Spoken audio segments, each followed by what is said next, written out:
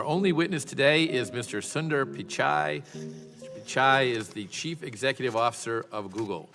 Chairman Goodlatte, Ranking Member Nadler, distinguished members of the committee, thank you for the opportunity to be here today.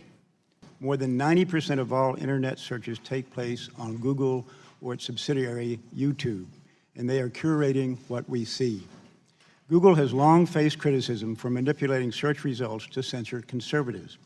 Conservative individuals and organizations have had their pro-Trump content tagged as hate speech or had their content reduced in search results. So what are you going to improve that situation?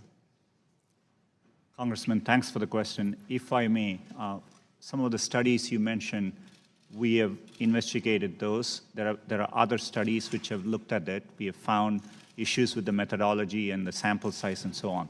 But let me step back and say, providing users with high quality, accurate, and trusted information is sacrosanct to us. It's what our principles are, and our business interests, our natural long-term incentives are aligned with that. We want to serve users everywhere, and we need to earn their trust in doing so. Ileana Murillo is Google's head of multicultural marketing. Does Ms. Murillo do good work? I'm not directly familiar with her work, but she's an employee of Google, and we are proud of our employees. Your head of multicultural marketing said you were pushing to get out the Latino vote, paying for a ride to the polls for the Latino vote only in key states, and you're saying that's not accurate. Yes, that's right.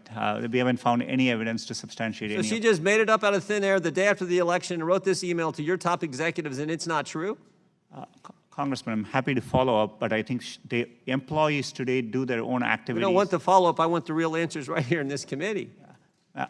As I said earlier, we have looked into it. We didn't find Did you push to get out the key vote? And I would say the two most populous states for Latinos would be California and Texas. Did you push to get out the Latino vote and pay for people to go to the polls in California and Texas?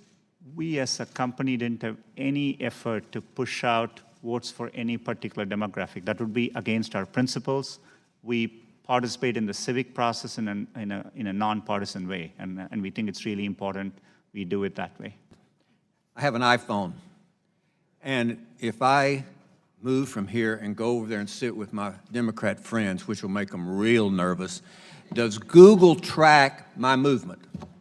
Does Google, through this phone, know that I have moved here and moved over to the left? It's either yes or no. Not by default. There may be a Google service which you've opted in to use, and if... So Google knows that I am moving over there. It's not a trick question. You know, you make $100 million a year, you ought to be able to answer that question. Does Google know through this phone that I am moving over there and sit next to Mr. Johnson, which would make him real nervous? It's his question. It's yes or no. I wouldn't be able to answer without looking at... You can't say yes or no. Without knowing more details, sir. I have a concern concerning China. In 2010, Google left the Chinese marketplace due to concerns over hacking attacks, censorship, and how the Chinese government was possibly gaining access to data. I'm interested in what has changed since 2010 and how working with the Chinese government to censor research results are part of Google's core values. Do you understand my question? Congressman, right now there are no plans for us to launch a search product in China. We are, in general, always looking to see how best. It's part of our core mission and our principles to try hard to provide users with information. We always have evidence based on every country we have operated in. Us reaching out and giving users to more information has a very positive impact, and we feel that calling. But right now, there are no plans to launch in China. To the extent that we ever approach a decision like that, I will be fully transparent, including with policymakers here, and engage and consult widely. So anticipating what took place in 2016 happening again, and this is specifically regarding what Russia did to foment racial tensions in the United States, and wanting to know how you are responding to that, where they called for, fake protest either to get African Americans to turn out to protest something that was fake, or to have white supremacists be ginned up to attack communities of color. So specifically, what is Google doing to respond to that? We mainly saw, with respect to Russia, limited improper activity on our ad platforms. But in general, we are not a social networking company across the products we do. It's an area we haven't done well as a company. So we typically aren't connecting groups of people, and that's not how Google mainly works today. And so we haven't seen that kind of activities on our platforms. But we are vigilant and, and happy to share any findings which come through as we look into it more. The operating environment in China has deteriorated with respect to surveillance, censorship, and the like since Google first made the decision in 2010 to leave. So I want to ask very specifically, are any employees currently having product meetings on this Chinese project? And if not, when did those end? We have undertaken an internal effort, but right now there are no plans to launch a search service in China, as I said earlier. Are there any current discussions with any member of the Chinese government on launching this app? Currently, we are not in discussions around launching a search product in China. Are there any current discussions with members of the Chinese government about this? This effort currently is an internal effort, and I'm happy to, consult as well as be transparent to the extent we take steps towards launching a product in China. And who at Google is leading the Dragonfly effort? It's our efforts around building search. It's undertaken by our search teams, but these are distributed efforts. It's a limited effort internally currently. Will you, Mr. Pichai, rule out launching a tool for surveillance and censorship in China while you are CEO of Google? Congressman, I commit to engaging. One of the things which is important to us as a company, we have a stated mission of providing users with information. And so we think it's in our duty to explore possibilities to give users access to information. And, I have that commitment, but, as I said earlier on this, we'll be very thoughtful and we will engage widely as we make progress. This is now the fourth hearing in a series of ridiculous hearings on the free speech of internet companies.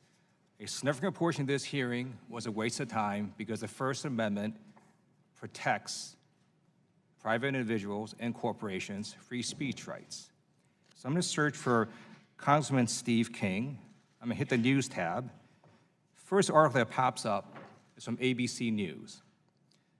It says, Steve King's racist immigration talk prompts calls for congressional censure.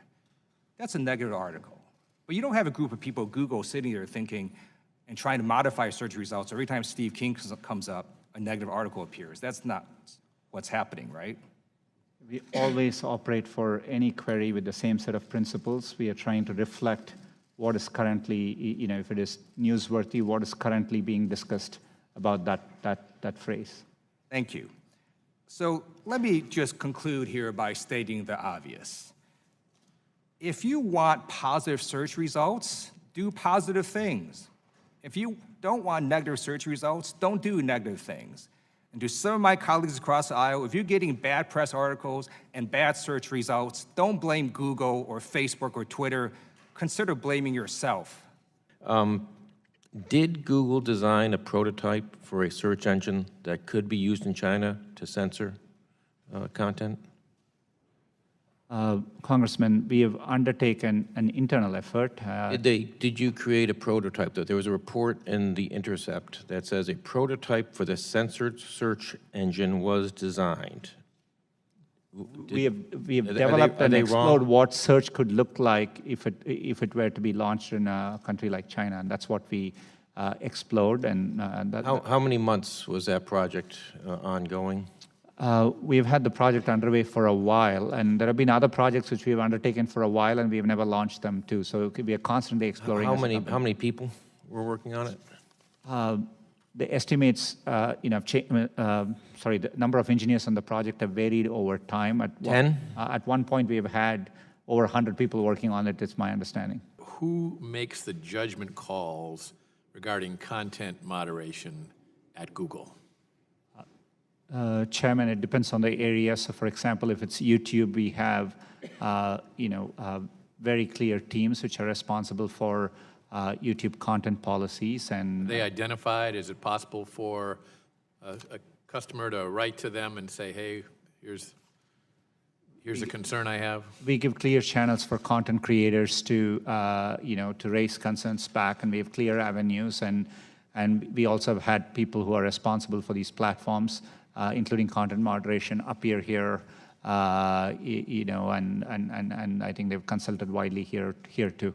Thank you. Well, you've gone for about 3.5 hours, and it's about what we predicted, isn't it, yesterday when we talked? So we thank you very much for your participation today. This concludes today's hearing, and without objection, all members will have 5 legislative days to submit written questions for the witness or additional materials for the record. And with that, this hearing is adjourned.